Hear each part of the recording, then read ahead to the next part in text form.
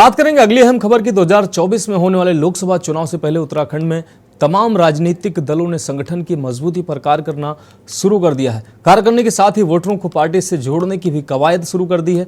सत्ताधारी दल बीजेपी चुनावी तैयारियों में सभी दलों से आगे निकलती नजर आ रही है। भाजपा ने लोकसभा चुनाव को जीतने के लिए नए वोटरों को पार्टी से जोड़ने की तैयारी भी शुरू कर दी है। इसी कड़ी में भाजपा ने वोटर चेतना अभियान शुरू किया है। अभियान को सफल बनाने के लिए आज देहरादून में भाजपा की महत्वपूर्ण बैठक भी हुई, जिसमें फैसला लिया गया कि भाजपा हर विधानसभा क्षेत्र में 10,000 नए वोटर बनाएगी। भाजपा का दावा है कि बागेश्वर उपचुनाव के साथ ही भाजपा लोकसभा चुनाव को भारी मतों के साथ जीतेगी। एक तरफ जहां भाजपा वोटर चेतना अभियान चला रही है, तो दूसरी ओर कांग्रेस भी अपने संगठन को मजबूत करने में जुट गई है। आपको बता दें, कांग्रेस हाईकमान ने वर्किंग कमेटी की सूची जारी की है, जिसमें पूर्व सीएम हरीश रावत और गणेश गोदियाल को जगह दी गई है।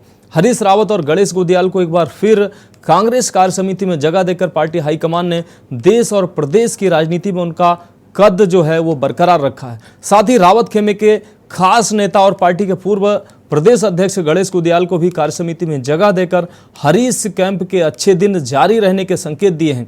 दिखाते हैं रिपोर्ट।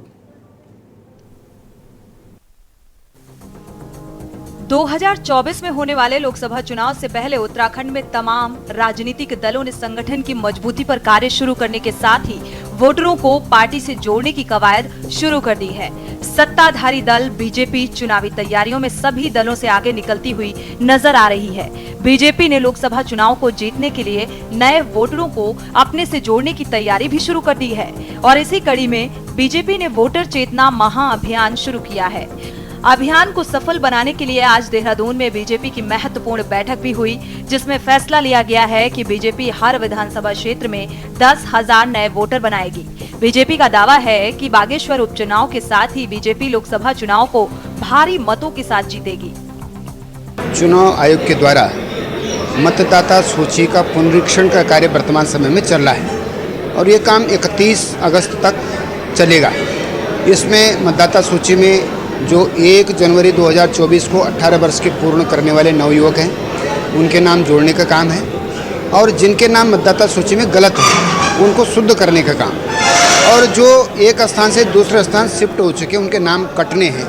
ऐसे 3 काम करने का काम इस समय चल रहा है। तो भारतीय जनता पार्टी के कार्यकर्ता एक जिम्मेदार नागरिक होने के नाते उनके अपने परिवार के जिन सदस्यों का नाम जोड़ना है, जिनके नाम मतदाता सूची में शुद्ध करने हैं, और जो लोग उस पोलिंग बूथ पर निवास नहीं करते ऐसे लोगों का नाम हटने का काम इसमें सहयोग करेंगे।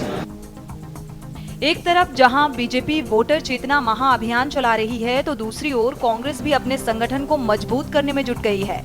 कांग्रेस हाईकमान ने वर्किंग कमेटी की सूची जारी की है, जिसमें पूर्व सीएम हरीश रावत और गणेश गोदियाल को जगह दी गई है। हरीश रावत और गणेश गोदियाल को एक बार फिर कांग्रेस कार्य समिति में जगह देकर पार्टी हाईकमान ने देश प्रदेश की राजनीति में उनका कद बरकरार रखा है। साथ ही रावत खेमे के खास नेता और पार्टी के पूर्व प्रदेश अध्यक्ष गणेश गोदियाल को भी कार्य समिति में जगह देकर हरीश कैंप के अच्छे दिन जारी रहने के संकेत दिए हैं। कांग्रेस की राष्ट्रीय कार्यकारिणी को पार्टी का सर्वोच्च निकाय माना जाता है और इसमें जगह मिलने से नेताओं के कद और उन पर हाईकमान के भरोसे का भी अंदाजा लगता है। देखिए, भारतीय जनता पार्टी एक ऐसी पार्टी है जो 24 घंटे और 365 दिन जो है चुनाव के मोड में रहती है और वो तमाम इवेंट आयोजित करते रहते हैं। तमाम झूठ और जुमले अब देश की जनता उनके समझ चुकी है। अब देश की जनता भारतीय जनता पार्टी के बहकाव में नहीं आ रही है और देश की जनता इस समय महंगाई से त्रस्त है, बेरोजगारी से त्रस्त है, देश की गिरती हुई अर्थव्यवस्था से त्रस्त है। अरुणाचल में जो है चाइना 2020 से लाल आंखें दिखा रहा है, 56 इंच का सीना उनको नहीं दिखाया जा रहा है। जिस तरीके से मित्रता धर्म देश के अंदर निभाया जा रहा है, कांग्रेस के अंदर आक्रोश इस बात का है कि जो पैनल भेजा जाता है उसमें कार्यकर्ताओं के नाम भेजे ही नहीं जाते हैं और गुमराह करा। इसलिए कांग्रेस में एक बहुत बड़ा रिएक्शन है। बड़ी संख्या में वहाँ के अनेकों लोग, एक ज्येष्ठ प्रमुख से लेकर अनेकों जो कांग्रेस के जो वहाँ के कभी ना कभी प्रत्याशी रहे, चाहे वो नगर पालिका क्षेत्र के रहे हों चाहे बाकी, सबने पार्टी ज्वाइन किया। भारतीय जनता पार्टी ने उनका स्वागत किया। कुल मिलाकर बीजेपी कांग्रेस ने लोकसभा चुनाव के साथ ही बागेश्वर उपचुनाव को जीतने के लिए संगठन की मजबूती पर कार्य शुरू करने के साथ ही वोटर्स को पार्टी से जोड़ने की कवायद तेज कर दी है। सवाल ये है कि क्या बीजेपी वोटर चेतना महाअभियान से नए वोटरों के दिलों में जगह बना पाएगी? क्योंकि बेरोजगारी और महंगाई से युवा बेहद परेशान है। सवाल ये भी है कि आखिर कांग्रेस के नए वोटरों को पार्टी से जोड़ने की क्या तैयारी है? क्या हरीश रावत और गणेश गोदियाल को कांग्रेस कार्य समिति में जगह मिलने से क्या माना जाए कि हरीश रावत पर पार्टी हाईकमान का भरोसा अभी भी बरकरार है? Uttarakhand desk report.